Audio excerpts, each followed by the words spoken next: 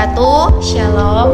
Saya Nur Humaira Amba. Saya Suryaningsih Dwi Syaharani. Baiklah, kami akan mempresentasikan hasil diskusi kami tentang his hipertonik. Dalam kebidanan, istilah his hipertonik mengacu pada kontraksi rahim yang kuat, intens, dan berkelanjutan. Selama persalinan, his adalah singkatan dari kontraksi uterus dalam bahasa Inggris. His hipertonik atau hypertonic uterine contraction disebut juga tetania uteri, yaitu his yang terlalu kuat dan terlalu sering, sehingga tidak terdapat relaksasi otot rahim. Kontraksi rahim yang hipertonik dapat terjadi ketika rahim berkontraksi dengan kekuatan yang berlebihan atau terlalu sering tanpa relaksasi yang memadai di antara kontraksi.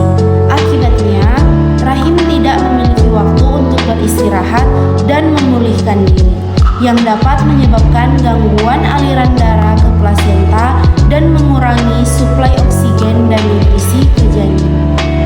Selanjutnya ada penyebab his hipertonik. Yang pertama ada ketuban pasca dini disertai adanya infeksi. Yang kedua ada infeksi intrauteri. Yang ketiga ada pemberian oksitosin yang berlebihan.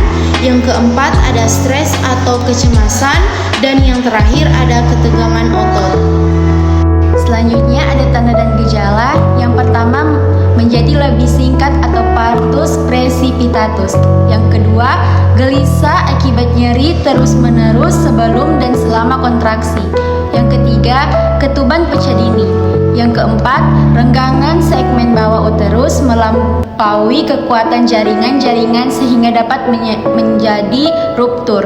Yang kelima kontraksi rahim yang terjadi terlalu sering. Selanjutnya ada diagnosis. Yang pertama, anamnesa. Dilihat dari keadaan ibu yang mengatakan his yang terlalu kuat dan berlangsung hampir terus-menerus. Yang kedua, pemeriksaan fisik. Dilihat dari kontraksinya yang terlalu kuat dan cepat sehingga proses persalinan yang semakin cepat. Yang ketiga, ada pemantauan kontraksi rahim.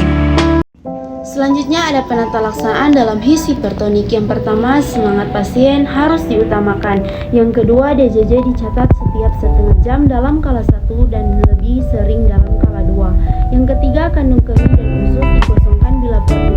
Yang keempat, pemeriksaan dalam perut dilakukan, tetapi harus selalu disadari bahwa tiap pemeriksaan dalam mengandung bahaya infeksi. Yang kelima, dilakukan pengobatan psikosomatis. Yang keenam, meskipun sedasi dengan jumlah yang berlebihan dapat merintangi kontraksi uterus. Yang ketujuh, his yang terlalu lampau atau kuat tersebut dapat dikurangi rasa nyerinya dengan diberikan pethidin 50 mg yang dapat diulangi. Yang kedelapan, bila ada tanda-tanda obstruksi persalinan harus segera diselesaikan dengan seksio sesaria atau SC. Yang kesembilan, perasaan takut diatasi dengan perawatan prenatal yang baik. Dan yang terakhir, analgesik.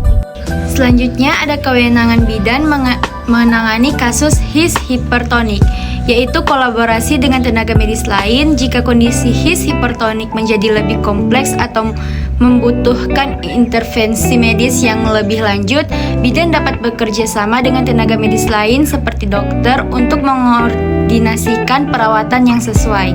Mereka dapat merujuk ibu kepada dokter jika diperlukan atau bekerja sama dengan dokter dalam penanganan kasus his hipertonik yang lebih serius. Oleh karena itu, petugas kesehatan atau bidan mempunyai peran untuk mengurangi kejadian tersebut dengan pemeriksaan TTV secara intensif mulai dari ibu hamil sampai bersalin dan pemimpin persalinan yang tepat, maka resiko terjadinya partus lama dapat diminimalkan. Sekian presentasi dari kami. Jika ada salah, mohon dimaafkan. Wassalamualaikum warahmatullahi wabarakatuh.